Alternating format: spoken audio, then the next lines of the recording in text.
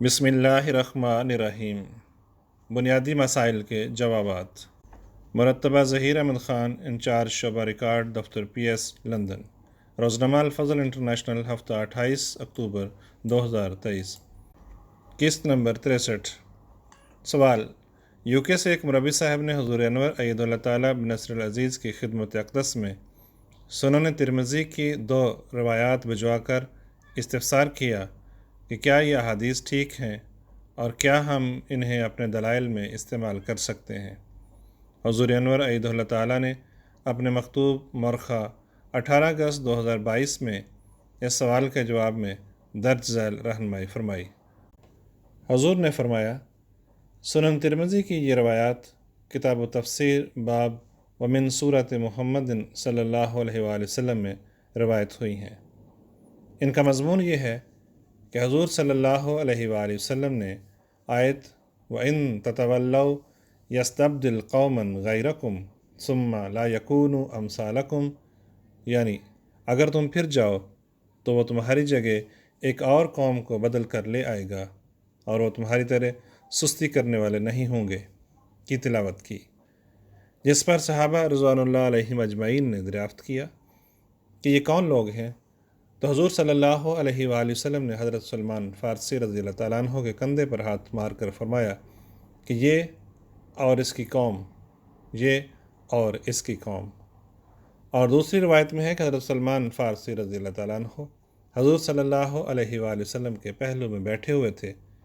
چنانچہ صحابہ کے سوال کرنے پر حضور صلی اللہ علیہ وآلہ وسلم نے آپ کی ران پر ہاتھ مارا اور فرمایا کہ یہ اور اس کے ساتھی، اور ساتھ فرمایا کہ اس ذات کی قسم جس کے ہاتھ میں میری جان ہے، اگر ایمان سریا ستارے پر چلا گیا تو فارس کے رجال اسے ضرور واپس لے آئیں گے۔ اسی قسم کی ایک روایت صحیح بخاری میں بھی مروی ہے، جس میں سورۃ الجمعہ کے نزول پر وَآخَرِينَ مِنْهُمْ لَمَّا يَلْحَقُوا بِهِمْ، اور ان کے سوا ایک دوسری قوم میں بھی وہ اسے بھیجے گا جو ابھی تک ان سے ملی نہیں، کے بارے میں صحابہ نے دریافت کیا کہ یہ کون خوش قسمت لوگ ہوں گے جن میں آپ کا دوبارہ نزول ہوگا۔ اس پر حضور صلی اللہ علیہ وآلہ وسلم نے حضرت سلمان فارسی رضی اللہ تعالیٰ عنہ پر اپنا ہاتھ رکھا اور فرمایا، اگر ایمان سریا ستارے پر چلا جائے گا تو ان فارسی الاصل لوگوں میں ایک رجل یا رجال اسے ضرور پالیں گے۔ دراصل ان دونوں روایات میں حضور صلی اللہ علیہ وآلہ وسلم نے ایک ہی زمانے اور ایک ہی واقعے کی پیشگوئی فرمائی ہے۔ سنن ترمذی کی روایات میں بھی امت مسلمہ کو انذار کیا گیا ہے کہ اگر تم نے اسلامی تعلیمات کو پس پشت ڈال دیا اور خدا تعالیٰ اور اس کے رسول صلی اللہ علیہ وآلہ وسلم کے احکامات کو نظر انداز کر کے طرح طرح کی دنیاوی برائیوں میں مبتلا ہو گئے تو اللہ تعالیٰ ایسی قوم سے اپنے ایمان کی نعمت کو اٹھا لے گا، اور پھر اہل فارس میں سے ایسے نیک اور صالح جوان مرد اس ایمان کو دنیا میں دوبارہ قائم کریں گے۔ اور صحیح بخاری والی روایت میں یہ بشارت عطا فرمائی کہ جب دنیا کے بگڑ جانے کے نتیجے میں اللہ تعالیٰ دنیا کو ایمان کی نعمت سے محروم کر دے گا تو چونکہ دنیا میں ہر طرف ضلالت و گمراہی پھیل جائے گی جو کہ خدا تعالیٰ کے انبیاء اور اس کے فرستادوں کی بعثت کا موجب ہوتی ہے، تو اس فساد فی الارض کے زمانے میں دنیا کی اصلاح کے لیے اللہ تعالیٰ اہل فارس میں سے ایسے نیک اور صالح لوگوں کو پیدا کرے گا جو حضور صلی اللہ علیہ وآلہ وسلم کے مثیل ہوں گے،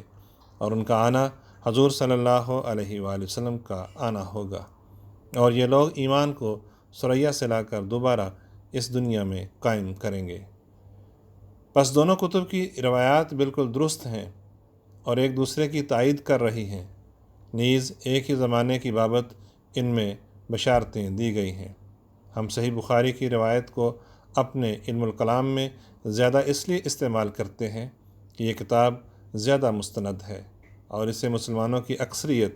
اصح الکتب بعد کتاب اللہ کا درجہ رکھنے کی وجہ سے زیادہ قابل استناد سمجھتی ہے۔ سوال: جامعہ احمدیہ کینیڈا کے ایک طالب علم نے حضور انور ایدہ اللہ تعالیٰ بنصر العزیز کی خدمت اقدس میں لکھا کہ آج کل یو کے میں مرغیوں کو ذبح کرنے کی بجائے زیادہ تر گیس کے ذریعے ان کا دم گھونٹ کر انہیں مارا جاتا ہے، یا گردن کاٹنے کی بجائے انہیں سٹن کر کے جب ان کے پر اتارنے کے لیے انہیں ابلتے ہوئے پانی میں ڈالا جاتا ہے تو وہ مر جاتی ہیں، اور ان کا خون نہیں بہتا۔ کیا اس طرح ذبح کیے جانے والے جانوروں کا گوشت کھانا جائز ہے؟ اسی طرح مغربی ممالک میں بہت سے مذبح خانوں میں جانوروں کو دوسرے جانوروں کے سامنے ذبح کیا جاتا ہے۔ ذبح کرنے سے پہلے چھریاں بھی ان جانوروں کے سامنے ہوتی ہیں، اور جب انہیں ہینگرز پر لٹکایا جاتا ہے تو ان کی ہڈیاں ٹوٹ جاتی ہیں۔ پھر ان مغربی ممالک میں بہت سے دہریہ یا ایسے مذہب کے لوگ جانور ذبح کرتے ہیں جو اہل کتاب نہیں ہیں، جبکہ اسلام نے صرف اہل کتاب کے کھانے کو جائز قرار دیا ہے۔ تو کیا زیادہ بہتر نہیں کہ ہم بڑے بڑے مذبح خانوں کے گوشت کی بجائے چھوٹی حلال دکانوں سے گوشت لیا کریں؟ حضور انور ایت اللہ تعالیٰ بن نصر عزیز نے اپنے مکتوب مورخہ 22 اگست 2022 میں اس سوال کا درج ذیل جواب عطا فرمایا۔ حضور نے فرمایا، گیس کے ذریعے دم گونڈ کر مارا جانے والا جانور یا ذبح کیے بغیر ابلتے پانی میں ڈال کر مارا جانے والا جانور اسلامی تعلیم کی روح سے حلال نہیں ہوتا۔ چنانچہ اللہ تعالیٰ صاف طور پر قرآن کریم میں فرماتا ہے، حرمت علیکم المیتۃ والدم ولحم الخنزیر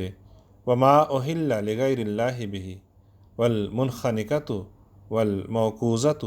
والمتردیۃ والنطیحۃ وما اکل السبع الا ما ذکیتم، سورۃ المائدہ۔ یعنی تم پر مردار اور خون اور سور کا گوشت اور وہ جانور جو اللہ کے سوا کسی اور کے نام پر ذبح کیا گیا ہو، اور دم گھٹ کر مرنے والا، اور چوٹ لگ کر مرنے والا، اور گر کر مرنے والا، اور سینگ لگنے سے مرنے والا، اور وہ بھی جسے درندوں نے کھایا ہو، حرام کر دیا گیا ہے، سوائے اس کے کہ جسے تم اس کے مرنے سے پہلے ذبح کر لو۔ باقی جہاں تک جانوروں کو اسٹن کرنے کی بات ہے تو انہیں کسی قدر تکلیف سے بچانے کے لیے ہاف اسٹن کیا جاتا ہے، جس کے بعد انہیں ذبح بھی کیا جاتا ہے، جس سے ان کا خون بہہ جاتا ہے، کیونکہ ہاف اسٹن ہونے کی صورت میں بھی ان کا دل اور دماغ دونوں کام کر رہے ہوتے ہیں۔ البتہ اگر ان جانوروں کو گردن کی نچلی طرف سے ذبح کرنے کی بجائے اوپر کی طرف سے جھٹکے کی طریق پر گردن کاٹ کر مارا جائے تو ایسی صورت میں بھی اسلامی تعلیمات کے مطابق ان کا کھانا جائز نہیں۔ لیکن مغربی ممالک میں زیادہ تر جانوروں کو گردن کی نچلی طرف سے ہی ذبح کیا جاتا ہے۔ باقی رہی یہ بات کہ ان جانوروں کو دوسرے جانوروں کے سامنے ذبح کیا جاتا ہے یا چھریاں ان کے سامنے ہوتی ہیں، یا ذبح کرنے کے بعد انہیں ہینگرز پر لٹکانے سے بعض اوقات ان کی ہڈیاں ٹوٹ جاتی ہیں، یا ایسے لوگ انہیں ذبح کرتے ہیں جو دہریہ یا ایسے مذہب کے ماننے والے ہوتے ہیں جو اہل کتاب نہیں ہیں، اس لیے وہ ان جانوروں کو ذبح کرتے وقت ان پر اللہ کا نام نہیں لیتے۔ تو ان باتوں سے ذبح کیے گئے جانوروں کے گوشت کے حلال و حرام ہونے میں کوئی فرق نہیں پڑتا، بشرطے کہ ان جانوروں کو انسانی صحت کے اصولوں کے مطابق گردن کی نچلی جانب سے ذبح کیا گیا ہو، اور ان پر اللہ کے سوا کسی اور کا نام نہ لیا گیا ہو۔ ایسے گوشت کو اگر کھانے سے پہلے بسم اللہ پڑھ لی جائے تو اس کا کھانا جائز ہے۔ بس بہت زیادہ مین میخ نکال کر اور وہم میں پڑھ کر اپنے لیے بلا وجہ مشکلات پیدا نہیں کرنی چاہیے۔ حدیث میں بھی آتا ہے، حضرت عائشہ رضی اللہ تعالیٰ عنہ روایت کرتی ہیں، ان قوما قالوا یا رسول اللہ ان قوما یاتوننا باللحم لا ندری اذکر اسم اللہ علیہ ام لا،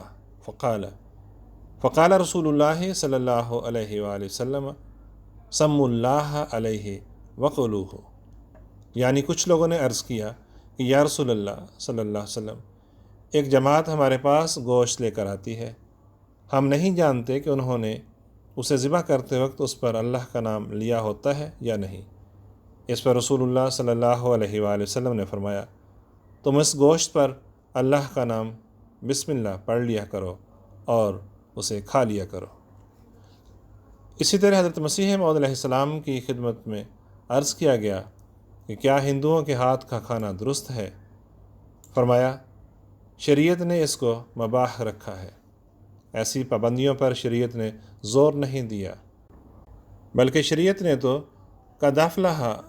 من زکاہا پر زور دیا ہے۔ حضرت صلی اللہ علیہ وآلہ وسلم آرمینیوں کے ہاتھ کی بنی ہوئی چیزیں کھا لیتے تھے، اور بغیر اس کے گزارا بھی تو نہیں ہوتا۔ الحکم نمبر 19 جلد 8۔ پس انسان کو وہموں اور شک و شبہ میں مبتلا ہوئے بغیر تقوی سے کام لیتے ہوئے اپنے معاملات اور دنیاوی امور کو بجا لانے کی کوشش کرنی چاہیے، اور جہاں براہ راست کسی ممنوع کام میں پڑنے کا امکان ہو یا کسی چیز کی حرمت واضح طور پر نظر آتی ہو، اس سے بہر صورت اجتناب کرنا چاہیے۔ چنانچہ اس بارے میں حضور صلی اللہ علیہ وآلہ وسلم کی ایک اور حدیث ہماری بہترین رہنمائی کرتی ہے۔ حضرت عائشہ رضی اللہ تعالی عنہا فرماتی ہیں، ما خیر النبی صلی اللہ علیہ وآلہ وسلم بین امرین الا اختار ایسرہما ما لم یاسم فاذا کان الاسم کان ابعدہما منہ، صحیح بخاری۔ یعنی نبی کریم صلی اللہ علیہ وآلہ وسلم کو جب بھی دو چیزوں کے درمیان اختیار دیا گیا تو آپ نے ان میں سے آسان صورت کو اختیار کیا، جب تک کہ وہ گناہ کی بات نہ ہو۔ اگر وہ گناہ کی بات ہوتی تو آپ اس سے بہت زیادہ دور رہتے۔ اسی طرح حضرت مسیح موعود علیہ السلام کے بارے میں بھی آتا ہے کہ ایک موقع پر امریکہ اور یورپ کی حیرت انگیز ایجادات کا ذکر ہوا۔ اسی میں یہ ذکر بھی آیا کہ دودھ اور شوربہ وغیرہ جو کہ ٹینوں میں بند ہو کر ولایت سے آتا ہے بہت ہی نفیس اور ستھرا ہوتا ہے، اور ایک خوبی ان میں یہ ہوتی ہے کہ ان کو بالکل ہاتھ سے نہیں چھوا جاتا، دودھ تک بھی بذریعہ مشین دوہا جاتا ہے۔ اس پر حضور علیہ الصلوۃ والسلام نے فرمایا، کیونکہ نصارہ اس وقت ایک ایسی قوم ہو گئی ہے جس نے دین کی حدود اور اس کے حلال و حرام کی کوئی پرواہ نہیں رکھی، اور کثرت سے سور کا گوشت ان میں استعمال ہوتا ہے، اور جو ذبح کرتے ہیں اس پر بھی خدا کا نام ہرگز نہیں لیتے، بلکہ جٹکے کی طرح جانوروں کے سر، جیسا کہ سنا گیا ہے، علیحدہ کر دیے جاتے ہیں۔ اس لیے شبہ پڑ سکتا ہے کہ بسکٹ اور دودھ وغیرہ جو ان کے کارخانوں میں بنے ہوئے ہوں، ان میں سور کی چربی اور سور کے دودھ کی آمیزش ہو۔ اس لیے ہمارے نزدیک ولایتی بسکٹ اور اس قسم کے دودھ اور شوربے وغیرہ استعمال کرنے بالکل خلاف تقوی اور ناجائز ہیں۔ جس حالت میں کہ سور کے پالنے اور کھانے کا عام رواج ان لوگوں میں ولایت میں ہے، تو ہم کیسے سمجھ سکتے ہیں کہ دوسری اشیاء خوردنی جو کہ یہ لوگ تیار کر کے ارسال کرتے ہیں، ان میں کوئی نہ کوئی حصہ اس کا نہ ہوتا ہو۔ اس پر ابو سعید صاحب المعروف عرب صاحب تاجر برنج رنگون نے ایک واقعہ حضرت اقدس علیہ السلام کی خدمت میں یوں عرض کیا کہ رنگون میں بسکٹ اور ڈبل روٹی بنانے کا ایک کارخانہ انگریزوں کا تھا۔ وہ ایک مسلمان تاجر نے قریب 1.5 لاکھ روپے کے خرید لیا۔ جب اس نے حساب و کتاب کی کتابوں کو پڑتال کر کے دیکھا تو معلوم ہوا کہ سور کی چربی بھی اس کارخانے میں خریدی جاتی رہی ہے۔ دریافت پر کارخانے والوں نے بتایا کہ ہم اسے بسکٹ وغیرہ میں استعمال کرتے ہیں، کیونکہ اس کے بغیر یہ چیزیں لذیذ نہیں ہوتی، اور ولایت میں بھی یہ چربی ان چیزوں میں ڈالی جاتی ہے۔ اس واقعہ کے سننے سے ناظرین کو معلوم ہو سکتا ہے کہ حضرت اقدس مسیح موعود علیہ السلام کا خیال کس قدر تقوی اور باریک بینی پر تھا۔ لیکن چونکہ ہم میں سے بعض ایسے بھی تھے جن کو اکثر سفر کا اتفاق ہوا ہے، اور بعض بھائی افریقہ وغیرہ دور دراز مسائر و بلاد میں اب تک موجود ہیں جن کو اس قسم کے دودھ اور بسکٹ وغیرہ کی ضرورت پیش آ سکتی ہے، اس لیے ان کو بھی مد نظر رکھ کر دوبارہ اس مسئلے کی نسبت دریافت کیا گیا، اور نیز اہل حنوت کے کھانے کی نسبت عرض کیا گیا کہ یہ لوگ بھی اشیاء کو بہت غلیظ رکھتے ہیں، اور ان کی کڑاہیوں کو اکثر کتے چاٹ جاتے ہیں۔ اس پر حضور علیہ الصلوۃ والسلام نے فرمایا کہ ہمارے نزدیک نصارہ کا وہ طعام حلال ہے جس میں شبہ نہ ہو، اور از روئے قرآن مجید کے وہ حرام نہ ہو، ورنہ اس کے یہی معنی ہوں گے کہ بعض اشیاء کو حرام جان کر گھر میں تو نہ کھایا مگر باہر نصارہ کے ہاتھ سے کھا لیا، اور نصارہ پر ہی کیا منحصر ہے۔ اگر ایک مسلمان بھی مشکوک الحال ہو تو اس کا کھانا بھی نہیں کھا سکتے۔ مثلا ایک مسلمان دیوانہ ہے اور اسے حرام و حلال کی خبر نہیں ہے، تو ایسی صورت میں اس کے طعام یا تیار کردہ چیزوں پر کیا اعتبار ہو سکتا ہے؟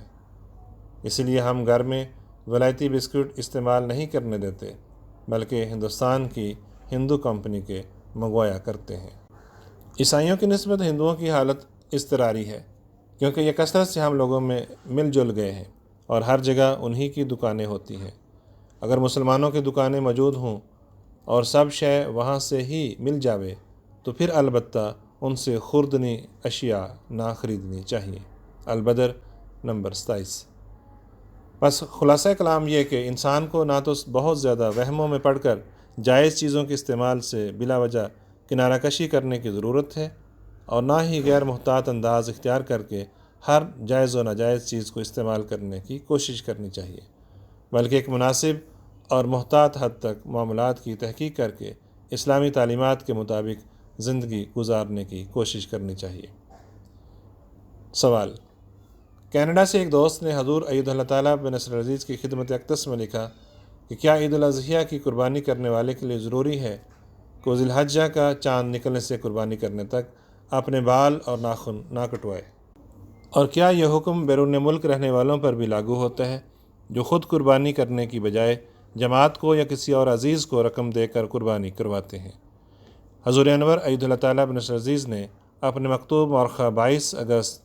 2022 میں اس سوال کے بارے میں درج ذیل ہدایات فرمائی۔ حضور نے فرمایا: احادیث میں آتا ہے کہ قربانی کرنے والا ذی الحجہ کا چاند نکلنے کے بعد قربانی کرنے تک اپنے بال اور ناخن نہ کٹوائے۔ چنانچہ حضرت ام سلمہ رضی اللہ تعالیٰ عنہا کی روایت ہے کہ حضور صلی اللہ علیہ وآلہ وسلم نے فرمایا کہ جب تم ذی الحجہ کا چاند دیکھ لو تو جو شخص قربانی کرنا چاہتا ہو اسے قربانی کرنے تک اپنے بال اور ناخن نہیں کٹوانے چاہیے۔ صحیح مسلم کتاب الاضاحی۔ علاوہ ازیں حضرت عائشہ رضی اللہ تعالیٰ عنہا سے مروی ہے کہ رسول اللہ صلی اللہ علیہ وآلہ وسلم مدینے سے قربانی کا جانور بیچتے تو میں آپ کی قربانی کے جانور کے ہار بیٹھتی، پھر آپ ان چیزوں سے پرہیز نہیں کرتے تھے جن سے محرم پرہیز کرتا ہے۔ ان دونوں قسم کے احادیث کی بنا پر فقہا کی اس مسئلے کے بارے میں مختلف آراء ہیں۔ بعض فقہا قربانی کرنے والے کے لیے بال اور ناخن کٹوانا حرام قرار دیتے ہیں۔ شافعیہ کے نزدیک ایسا کرنا مکروہ ہے، حرام نہیں ہے۔ امام مالک کی ایک روایت کے مطابق ایسا کرنا مکروہ ہے اور ایک دوسری روایت کے مطابق مکروہ نہیں ہے، جبکہ امام ابو حنیفہ کے نزدیک ایسا کرنا مکروہ نہیں ہے۔ سیدنا حضرت مسلم موعود رضی اللہ تعالیٰ عنہ اس بارے میں فرماتے ہیں: جو لوگ قربانی کرنے کا ارادہ کریں ان کو چاہیے کہ ذی الحجہ کی پہلی تاریخ سے لے کر قربانی کرنے تک حجامت نہ کرائیں۔ اس امر کی طرف ہماری جماعت کو خاص توجہ کرنی چاہیے، کیونکہ عام لوگوں میں اس سنت پر عمل کرنا مفقود ہو گیا ہے۔ خلاصہ کلام یہ کہ قربانی کرنے والے کے لیے بال اور ناخن نہ کٹوانا مستحب اور پسندیدہ امر ہے، لازمی اور ضروری نہیں ہے۔ اس لیے اگر کوئی قربانی کا ارادہ کرنے والا شخص اپنے بال یا ناخن کاٹ لے تو اس سے اس کی قربانی پر کوئی اثر نہیں پڑتا۔ اسی طرح خود قربانی کریں یا کسی کے ذریعے قربانی کروائیں، ہر دو حالتوں پر ایک ہی قسم کا حکم لاگو ہوگا۔ آواز نعیم احمد باجوہ۔